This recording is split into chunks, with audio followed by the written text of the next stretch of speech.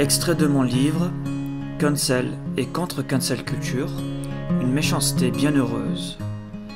Essai proposé par Abdesselam Boujedraoui, disponible sur Amazon. Lien utile dans la description. Introduction. La cancel culture n'est que la conséquence naturelle et logique de la dictature et de la standardisation de la pensée. Manifestation intellectuelle qui date de plusieurs décennies et qui mine de façon insidieuse les sociétés modernes. La cancel culture, ou philosophie de la suppression, est beaucoup plus dangereuse qu'on ne le pense. Elle ne fait que traduire l'incapacité des sociétés occidentales à gérer les défis qui s'opposent à elle. La cancel culture est le puissant symbole d'une partie de la société qui rejette le dialogue tout en prônant à l'inverse la hargne et les rejets par pure méchanceté.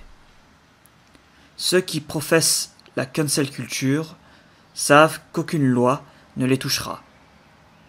Leur impunité quasi totale leur permet de dénoncer et de montrer du doigt tous ceux qu'ils estiment coupables selon des critères strictement personnels. Personne, docilement, n'ose les contredire. Dans ce court ouvrage, je vous propose une analyse lucide, sans compromission, de ce nouvel enjeu qui s'impose à nous. Comment définir la cancel culture ? Une définition simple de la cancel culture serait le fait de vouloir supprimer, de façon volontaire et définitive, des personnes, des idées, une partie de l'histoire, tout simplement parce qu'elle ne correspond pas à la vision d'un nombre plus ou moins important d'individus. La cancel culture engendre un climat malsain, ne se contentant plus de quelques menues victimes, et à la quête d'une destruction maladive qui peut se propager à tout un pays, créant une hystérie collective. Ceux-là, même qui sont responsables de la cancel culture, ne supportent pas qu'on les remette en question. Ils sont au-dessus de tout, on ne saurait les canceller à leur tour. Ils sont à l'image de ces caricaturistes qui ne supportent pas d'être caricaturés. À partir d'un certain niveau de présence, la cancel culture peut provoquer une sidération globale de la pensée.